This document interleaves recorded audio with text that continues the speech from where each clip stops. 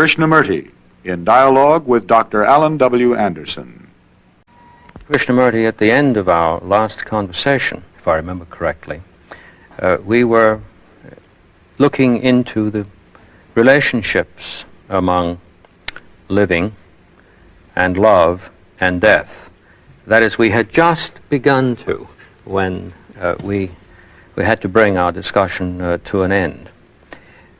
I was hoping today that we might pursue this in terms of our continuing concern for the transformation of man.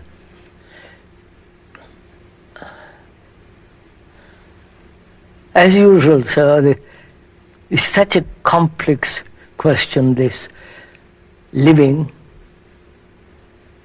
what it means and what it actually is. And love, which we talked about the other day fairly in detail and rather closely. And also this enormous problem of death. Every religion has offered a comforting belief, a comforting ideas, hoping there will be a solution for the fear, sorrow, and all the things that are involved in it. So I think perhaps we should begin with what is living, and then go from there to love and death. Good.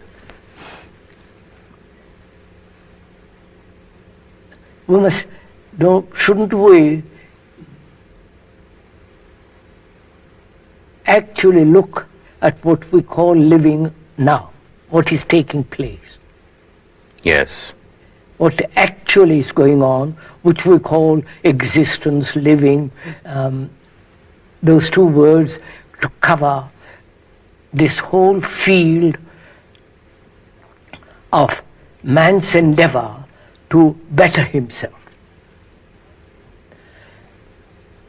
Not only in the technological world, but also psychologically.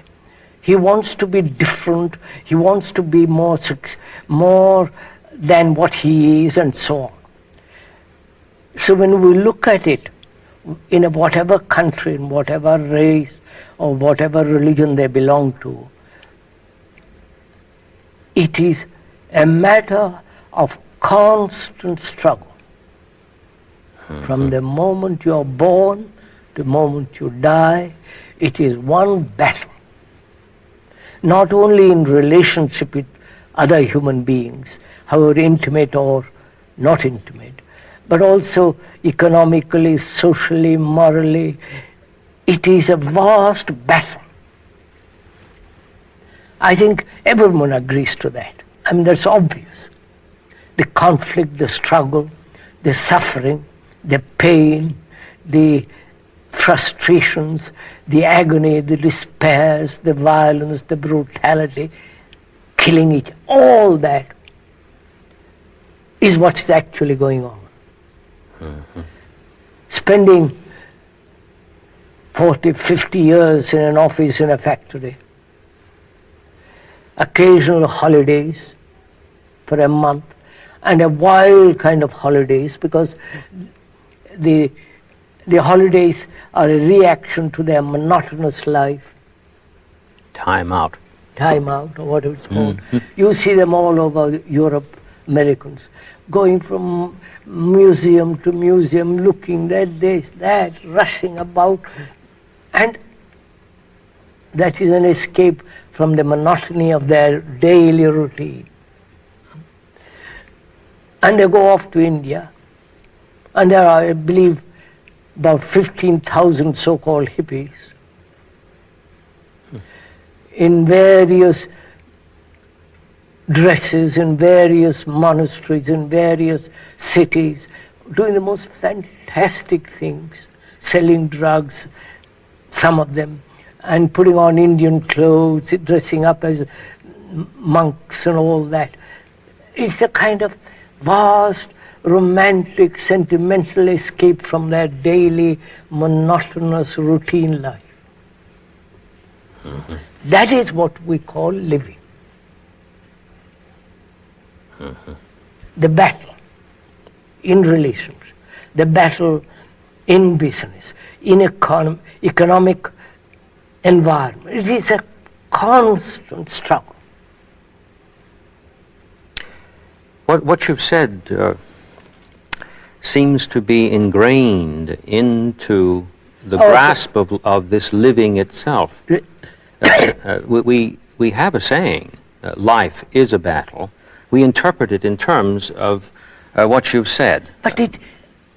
And nobody seems to say, why should it be that way? And we have all accepted it.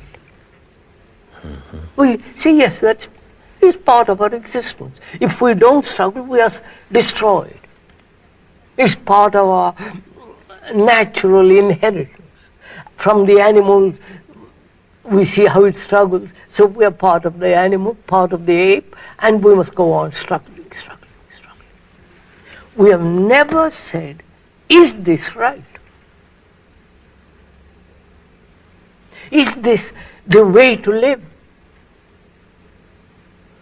Is this the way to behave, to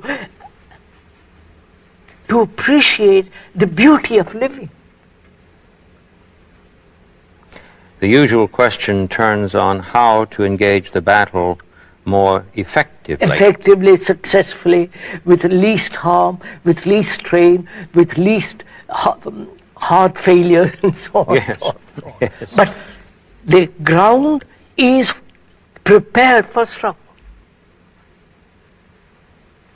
The monks do it, you follow, sir? The religious people do it, the business, the artist, the painter, everybody, human being, however compartmentalized he is in battle. And that we call living. And a man looks at it, intelligent man says, for God's sake, that's not the way to live. Let's find out if there is a different way of living.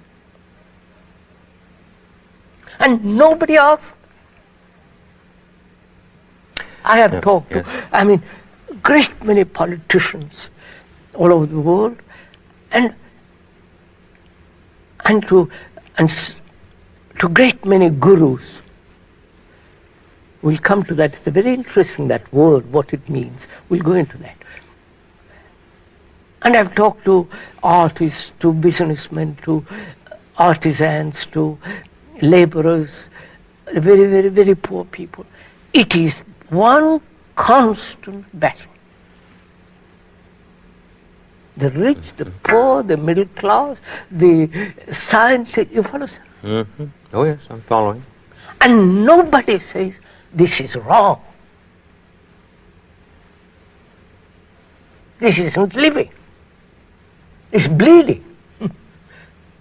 I was thinking about the literatures of the world of a visionary nature that tend to be divided into three basic statements in terms of their form and content. On the one hand, we have epics that deal precisely with the representation of the battle of life. Odyssey, we have got the Odyssey, we've got the Mahabharata, we've got so many other books, all praising this thing.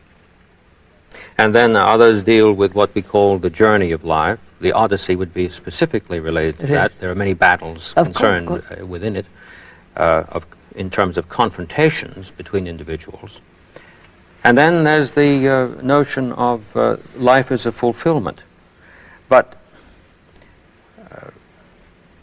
we hardly ever get to the question of the fulfillment, and when these are studied, they are studied in terms of a literary form. And the question that you've raised, which it seems to me would be a question that should be presented to the student in general. And it is an authentic question. It's a question that must be put.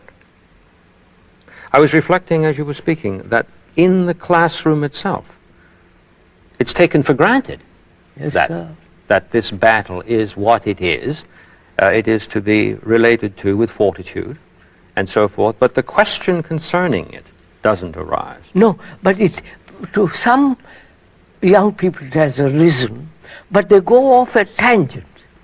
Exactly.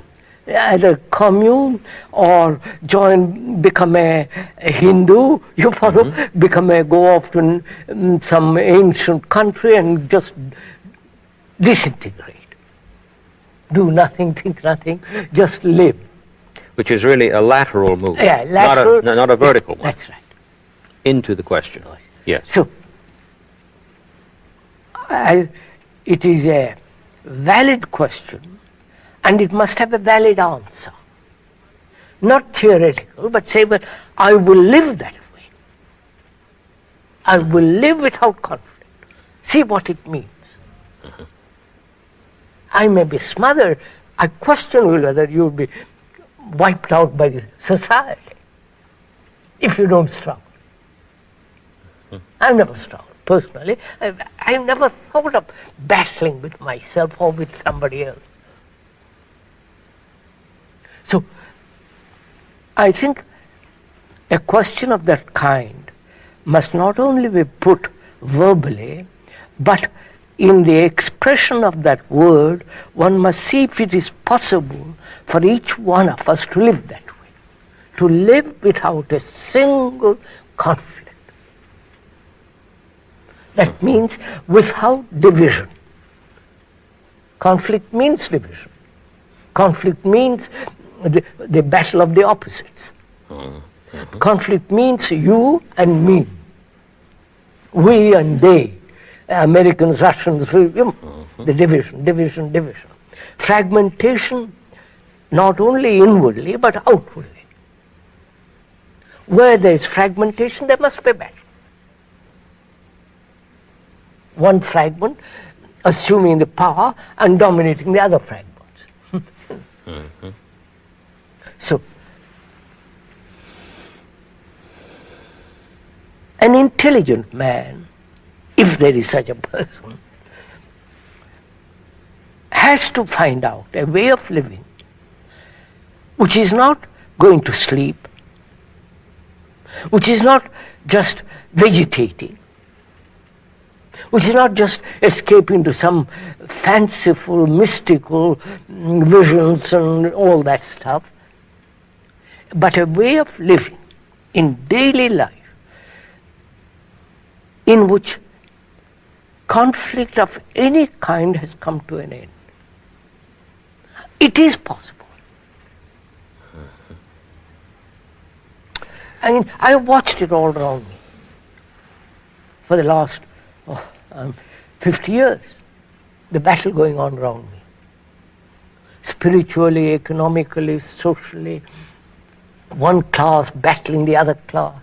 And the dictatorships, the fascists, the communists, the Nazis, you follow, sir? Yes, I do. All of them have their roots in this. Encouraging obedience, discouraging obedience. Yes. Imitating, conforming, obeying, all battle. So life has become a battle. And to me personally, to live that way is the most destructive, uncreative way of living. I won't live that way. I would rather disappear. I think perhaps, and I wonder if you would agree, that some sort of confusion has arisen here in our minds when we identify ourselves with this battle in terms of your description of it. When we begin to think about the question, ought this to continue? And we have the image of battle before us. We tend to imagine to ourselves that what we're really talking about is the human equivalent of what is called nature read in tooth and claw. Right. But if I'm following you correctly, this is a cardinal mistake, because in our previous conversations you have, at least for me, very, very clearly indicated that we must distinguish between fear and danger. Yes, yes. And the animals, in their own environment, act with clean and immediate dispatch in the presence of danger, whereas it seems we're making a mistake if we attempt to study what we call human conflict on the level of this analogy. No. Because the analogy, if I've understood you correctly, simply doesn't apply. Doesn't, no. But don't you agree that this tends to be rather, done? sir, rather. We study the animal or the birds in order to understand man. Right. But you can study man, which is yourself. You don't have to go to the animal to know man. So that is a really very important question, because I have, if I may talk a little about myself, I've watched it all. I've watched it in India. The sannyasis, the monks, the gurus, the disciples, the politicians, all over the world. I happen to have, somehow I met them all. The writers, the famous people, the painters who are very well known. Either they have come, most of them have come to see me. And it is a sense of deep anxiety that if they don't struggle, there will be nothing. They will be failures. They will, that way of living is the only and the righteous way of living. To drive oneself to be what is called productive. Productive, progressive. Progressive. And we are taught this from childhood. Oh, yes. Our education is that. To battle not only with yourself, with your neighbor. And yet love the neighbor. It becomes too ridiculous. So, having stated that, is there a way of living without conflict?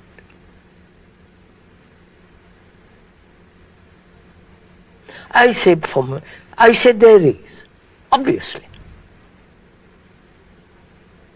Which is to understand the division, to understand the conflict, to see how fragmented we are, not try to integrate the fragments, which is impossible, but out of that perception, the action is entirely different from integration. Seeing the fragmentations which bring about conflict, which bring about division, which bring about this constant battle, anxiety, strain, heart failure. You follow, sir? That's what's happening. To see it, to perceive it, and that very perception brings an action which is totally different from the action of conflict. Because the action of conflict has its own energy, brings its own energy, which is divisive, which is destructive, violent. But the energy of perception and acting is entirely different. And that energy is the energy of creation. Anything that is created cannot be in conflict. An artist who is in conflict with his colors, he is not a creative human being. He may have perfect craft, perfect technique, a gift for painting, but that's... It interests me very much that you've used the word energy here in relation to both activities. Both, yes. And you haven't said that the energy at root is different. No. The phenomenon is different. Yes. It would appear that when one makes success, prosperity, victory, the object of his activity, and engages this conflict, which he interprets as engaging him. He always tends to think that things are coming at me. When he undertakes this, if I've understood you correctly, energy is released, but it's released in fragmentary patterns. The other way, yes. Yes. Yes. Whereas the energy that's released with perception, the same whole. energy, is always Yes, sir. whole. That's right. Whole. Isn't that what you're... That's right. It Therefore sane, therefore healthy, therefore holy, H-O-L-Y. Yes. I have the feeling that this release of energy, which shatters out into patterns of energy as fragmentation, is really what we mean by the word demonic. Demonic, that's right. That's giving it a hard name. But it's a good name. But It's an you're really excellent- saying this, aren't you? That's Well, right. I'm saying this. Yeah, but I totally see that with you. I see it is demonic. It is the very destructive thing. Exactly.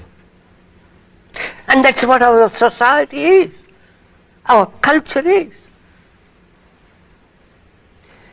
What we've done to that word, I was just demonic. I was just thinking about Socrates, who refers to his daimon, meaning the energy that operates in wholeness. That's right, sir. And we have taken that word from the Greek, clear out of the context of the apology, and turned it upside down, and now it means The devil. right. And the same thing happened. With the use of the word the asuras. Originally in the Veda, this was not a reference to the demonic. There was no radical polarization. No, not quite. And finally, we end up with the gods and the demons. Devil. Quite. Which I take it you're suggesting is nothing other than the sheerest projection of our own demonic behavior, yes, which right, we have right. generated ourselves. That's right. So this makes tremendous sense to me. Yes, please go on. Now, so the way we live is the most impractical, insane way of living. Yes. And we want the insane way of living made more practical.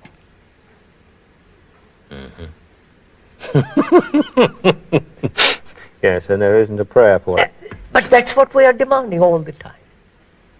We never say, let's find a way of living which is whole, and therefore healthy, sane, and holy. And through perceiving, acting, is the release of total energy, which is non-fragmentary, which isn't the artist, the businessman, the politician, the priest, the layman. All that doesn't exist at all. Now, to bring about such a mind, such a way of living, one has to observe what actually is taking place outside and inside. In us, inside and outside. And look at it, not try to change it, not try to transform it, not try to bring about different adjustments. See actually what it is. I mean, I look at a mountain, I can't change it. Even with a bulldozer, I can't change it. But we want to change what we see. The observer is the observed. You understand, sir? Therefore, there is no change in that. Whereas in perception, there is no observer. There is only seeing, and therefore acting. This holds a mirror up to an earlier conversation we had when you referred to beauty, passion, Yes, suffering. Suffering, yes. And Action, yes. I remember asking you the question, in order to recover the correct relationship among them, we must begin with the suffering, which, if perceived as it ought to be perceived, generates passion. That's right. One doesn't have to work it out. No, it happens. And behold, upon the same instant, beauty breaks out and love. So the passion in itself is compassion. Yes. The Compassion. calm comes in exactly And with the passion. Passion, that's right. Yes. Now, sir, if you Yes. could, I mean, as a professor or as a teacher or as a parent, point this out. The impracticality of the way we are living, the destructiveness of it, the utter indifference to the earth. You know, we are destroying everything we touch. And to point out a way of living in which there is no conflict. And that seems to me is the function of the highest form of education. Yes. It has a requirement in it, though, that seems to me very clear. Namely, the teacher himself must be without conflict. This is a very, very different point of departure from what occurs in our general educational structure, particularly in professional educational activities, where one gets a degree in professional education rather than in an academic subject as such. We are taught, for instance, and I'm speaking about this somewhat as an outsider because I don't have a degree in education, but in an academic subject as such.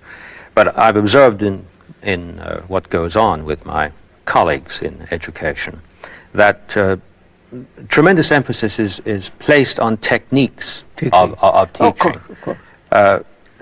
And the question of the individual teacher as having undergone a transformation of the sort that you have been discussing is not a factor of radical concern. What is, of course, in an altruistic sense, a matter of concern is that the teacher have the interests of the students at heart, and that sort of thing, which of course is laudable in itself, but it's after the fact. It's after the fact of this first transformation. So, but you see, that puts a that makes it tremendously. First, I must transform myself before I can teach. Precisely. But see that there is a little bit something in it which is not quite accurate. That means I have to wait till I change. Why can't I change if I'm an educator in the very act of teaching?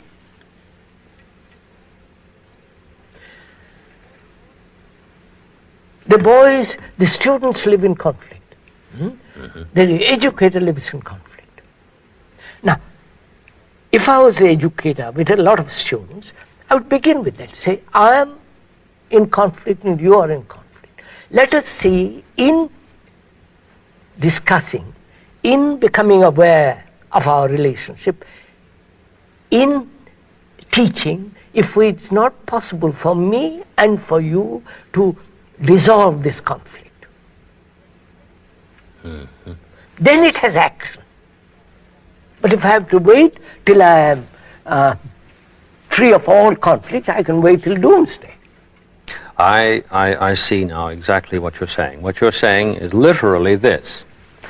The teacher who is presently in conflict simply just acknowledges this, walks into the classroom. That's right, sir. Not as somebody who is free from conflict. That's right. No. But he walks into the classroom and here it is. We're facing it. And he looks at his students and he lays it out. And that's the first thing I would discuss, not the technical subject. because that's living. Yes. And then and also in the very teaching of a technical subject, I would say, all right, let's see how we approach. I can learn from that, so that both the student and the educator know their conflicts and are interested in resolving the conflict, and therefore they're tremendously concerned. That produces an extraordinary relationship. Because I've watched it. I go to several schools in India and in England, and it takes place. In this taking place, love breaks out. Of course, that is the very essence of it. Because I care, I feel responsible. So, sir, the energy that is created through conflict is destructive. The energy that's created through conflict, struggle, battle, produces violence, hysteria, neurotic actions, and so on. Whereas the action of perception is total, non-fragmentary, and therefore it is healthy, sane, and brings about such intense care and responsibility. Now, that is the way to live. Seeing, acting all the time. I cannot see if there is an observer different from the observed. The observer is the observed.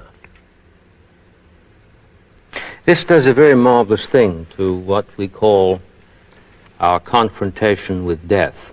And we'll come to that, yes. Yes, I see I didn't mean to get ahead. No, that's right, sir. So you see, our whole content of consciousness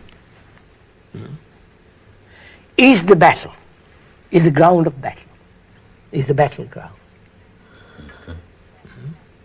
And this battle we call living. And in that battle, how can love exist? If I'm hitting you, if I'm competing with you, if I'm trying to go beyond you, successful, ruthless, where is the flame of love or compassion, tenderness, come into all that? It doesn't. And that's why our society, as it is now, has no sense of moral responsibility with regard to action or with regard to love. It doesn't exist. We've discussed living, Yes. in which love doesn't exist at all. Love can only exist when the perceiver is the perceived and acts, as we said. Then that flame, that compassion, that sense of holding the earth in your arms, as it were. If that is understood, and from that behavior, because that is the foundation. If there is no behavior in the sense of non-conflicting behavior, then after establishing that in ourselves or in observing it, we can proceed next to the question of death. Because that is, the question of death is an immense thing.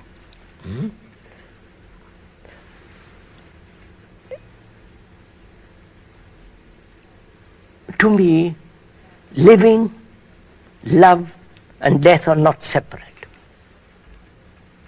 They are one movement. It isn't death over there, which I'm going to meet in 20 years or next day. It is there.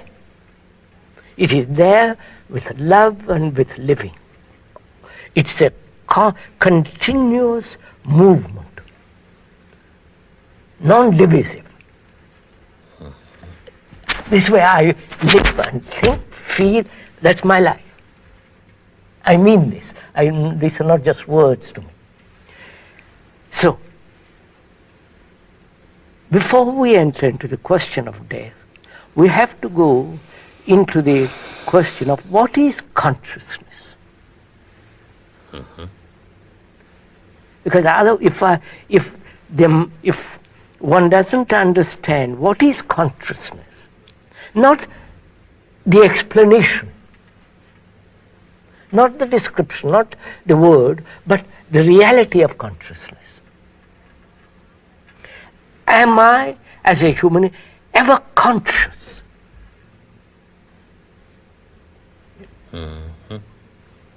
And what is to be conscious? What is it to be aware? Am I aware?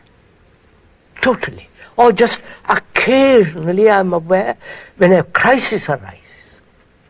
Otherwise, I'm dormant. So that's why it becomes very important to find out what is consciousness. Right, sir? Yes, what you've just said seems to me to indicate that we're making a distinction between consciousness, which is a continuing movement, utterly situated in act, That's as right. over against these blips, these eruptions virtually, blips, that's right. within the sleepy course of nature. Nature, that's right. Yes, I see that. Yes, please go ahead. What is consciousness? Consciousness is its content. I'm putting it very simply. I prefer to talk about these things very simply. Not in elaborate linguistic descriptions and theories and suppositions and all the rest. It has no meaning to me personally. If it's true, it will be simple. Simple. Yes, of course. Consciousness is its content. The content is consciousness. The two are not separate.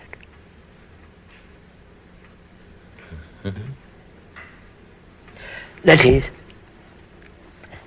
the thoughts, the anxieties, the identifications, the conflicts, the anxiety, the attachments, the fears, the pleasures, the agony, the suffering, the beliefs, the neurotic actions, and all that is my consciousness.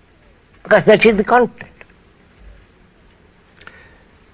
This is an equivalent statement to the world is me and I am the world. That's right. So there's a continuity there.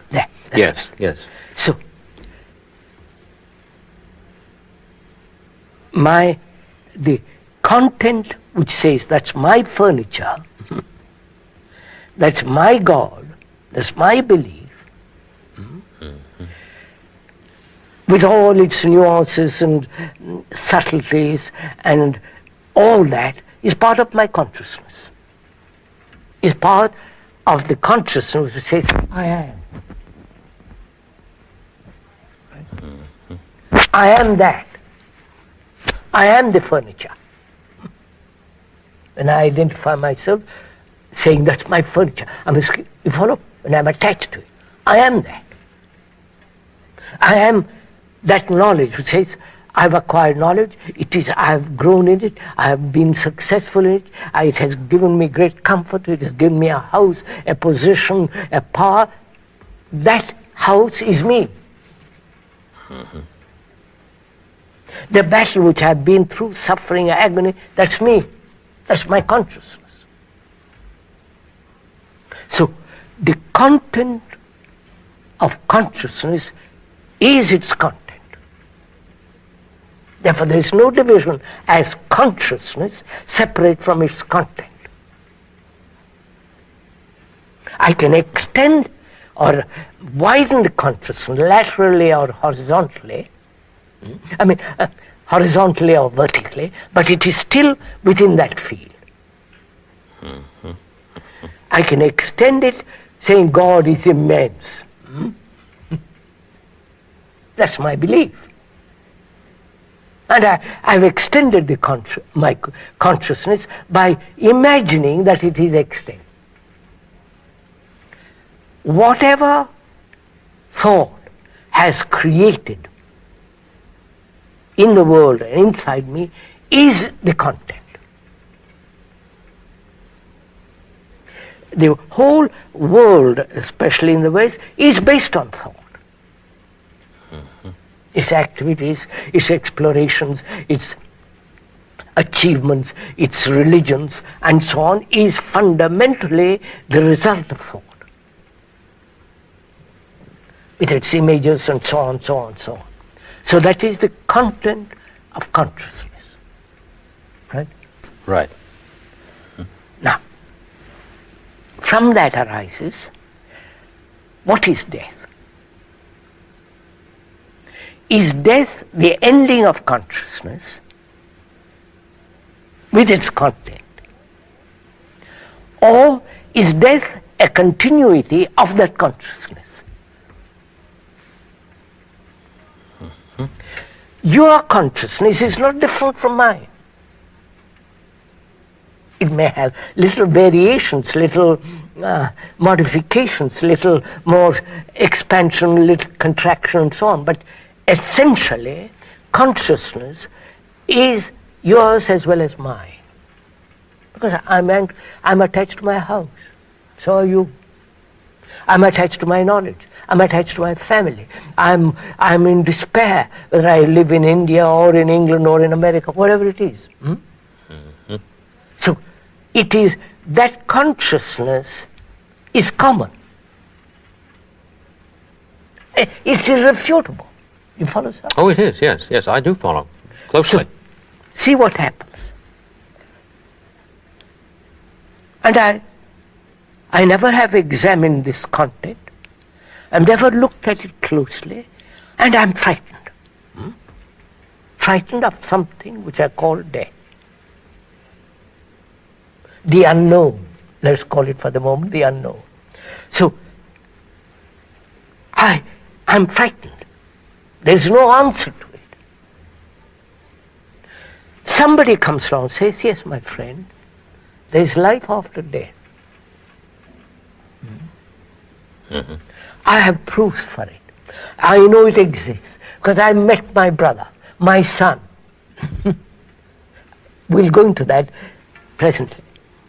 So, I, frightened, anxious, fearful, diseased, you follow? I accept that tremendously. Instantly, see, yes. There is reincarnation. I'm going to be born next life. And that life is related to karma. The word karma means to act. Yes. Not all the rigmarole involved in it, just to act. Yes. See what is involved. That is, if I believe in reincarnation, that is, this consciousness with its content, which is the me, my ego, myself, my activities, my hopes, pleasure, all that is my consciousness. That consciousness is going to be born next life, which is the common consciousness of you and me, and him and her. That's going to be born next life. And they say, if you behave properly now, you will be rewarded next life. That's part of the That's part causation. of the content of consciousness. Causation and the effect. Yes. And so behave, because you're going to be punished next life. You will be rewarded next life. That's the whole of the Eastern world is based, believes in reincarnation. So what happens? I've taken comfort in a belief, but actually I don't carry it out. Which says, behave now. Be good now. Don't hurt another now. No, actually, the idea is that I should behave now. We've been to this ought stuff. That's see? And I should this, I should that, I should the other because of what will take later. But then I take comfort in the thought that it's an endless process, and it's somehow built into it that I'll get another chance. Another chance. So I can sort of stall. I can stall, can't I? I can stall, I can postpone, I can misbehave. Yes, because we're all destined to make it in the end. Eventually. Yes, which shows that there's no grasp of what, throughout these conversations, you've been talking about, the immediacy and urgency of act. Act, that's right. Yes, yes, yes, I So you see, the Hindus probably were the originators of this idea. Cause, effect. And the effect will be modified by next causation. So there is this endless chain. And this is endless, we'll break it sometime. Therefore, it doesn't matter what you do now. Believe gives you great comfort in believing that you will continue, you will be with your brother, wife, husband, whatever it is. But in the meantime, don't bother too seriously, don't take life too seriously. Exactly, yes, yes. Have a good time, in fact. Enjoy yourself or do whatever you want to do. Pay a little next life, but carry on. I was speaking to a well-known Hindu teacher about this, and I made this very remark that you have just stated. And I thought it would have some force. And I said, you see, there's no hope of stopping repeating if an act is not made immediately with respect to this. Therefore, in terms of the content of the consciousness of a whole people that basks in this notion, there can be nothing but an endless repetition and no true concern. What did he say? All he did was laugh, Yes. as though I had somehow perceived something which most people apparently are not really bothering their heads to look at. But the extraordinary thing to me was that he showed no concern for what he discerned intellectually. So that's what they are, hypocrites. You follow, See? sir?